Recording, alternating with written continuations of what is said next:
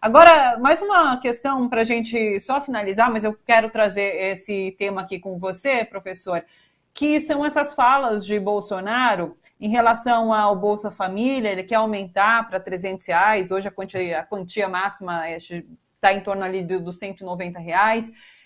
Quer prorrogar o auxílio emergencial por 2 ou 3 meses. São todas falas, na verdade, que ele solta, sim, quando está com a popularidade em baixa. A gente já sabe, nada foi para frente até hoje.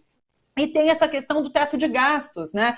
Porque ele não pode ultrapassar qualquer uma dessas medidas que ele resolva tomar, que ele declarou agora, ele ultrapassa o teto de gastos. E assim, esse governo a gente sabe que não vai mexer no teto de gastos, não que não seria bom acabar com o teto de gastos. Inclusive, o ex-presidente Lula hoje fez uma postagem interessantíssima nesse sentido. Pela primeira vez, ele se manifestou dizendo que vai revogar o teto de gastos, caso seja eleito, enfim. Foi uma manifestação muito interessante. Mas é isso, a gente sabe que existe esse teto de gastos, que não dá para aumentar tudo isso, mas o presidente continua jogando com toda essa ladainha, de certa forma. Como que você vê isso?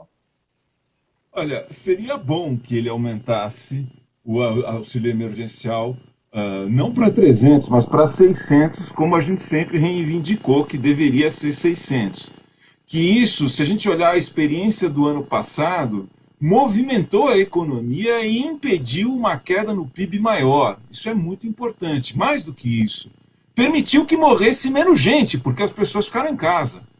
Né? Mais gente pôde ficar em casa, pôde abrir mão de ter que andar de ônibus, de ter que trabalhar em condições adversas. Então, isso foi muito bom. Além disso, movimentou a economia, como que a gente está falando, né?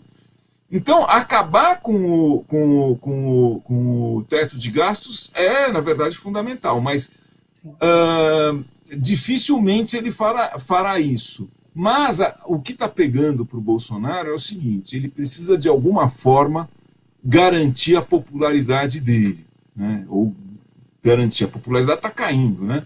Mas ganhar alguma popularidade. Por isso que ele está fazendo essa pressão ou esse tipo de declaração. Eu quero melhorar a vida do brasileiro, eu quero aumentar o Bolsa Família, eu quero isso, eu quero aquilo, e talvez seja impedido pelo Guedes. Talvez ele pressione o Guedes para que esqueça desse problema. Talvez haja também, Thalita, alguma folga por conta da questão inflacionária sobre a arrecadação sobre a arrecadação impacta de uma forma e sobre os gastos impacta de outra forma. Então, às vezes tem uma sobrinha de caixa que talvez ele fale, não, vamos gastar essa sobrinha de caixa aí na minha popularidade, né? Então, isso é possível. Agora, é política, vamos dizer assim, da pior espécie, embora a gente queira R$ 600 de auxílio emergencial e o Bolsa Família de R$ 300. Sim, é muito importante, tem um efeito multiplicador sobre a economia enorme, faz a economia funcionar muito melhor, certo?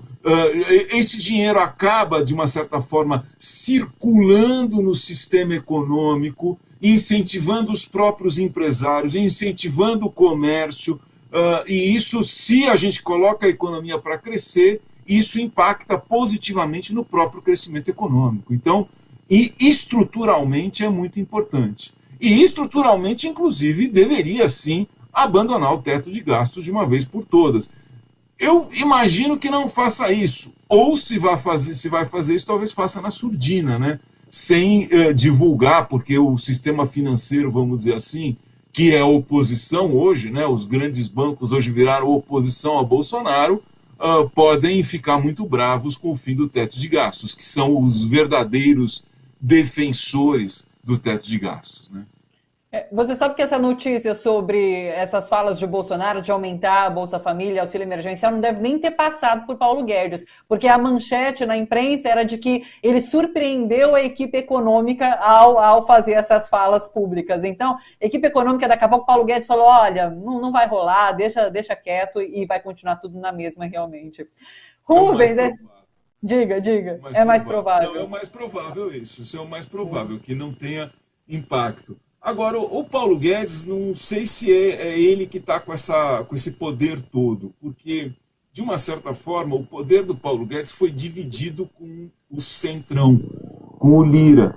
O Lira é que está levando as pautas para o Congresso, e não exatamente o Paulo Guedes. Eu tenho a impressão que foi feito um acordo com o sistema financeiro nacional. Olha, vamos, as pautas todas tira da mão do Paulo Guedes, leva as pautas direto para o Lira, para o Congresso. O Paulo, você está vendo que o Paulo Guedes está quieto, ele está falando até pouco, certo? Então, o representante hoje das pautas do sistema financeiro, das pautas, essas pautas das reformas, a reforma tributária, a reforma administrativa, a privatização da Eletrobras, o porta-voz dessas pautas não é nem mais o Guedes, o porta-voz dessas pautas é o Lira, certo? Então, isso mudou um pouco. Eu tenho a impressão que o Paulo Guedes está um pouco enfraquecido. E como a gente está falando de Centrão, a gente está falando de Lira, está falando de Centrão, os ganhos eleitorais com Bolsa Família e com auxílio emergencial são para Bolsonaro e para o Centrão. Então, eu olharia isso com um pouco mais de cuidado.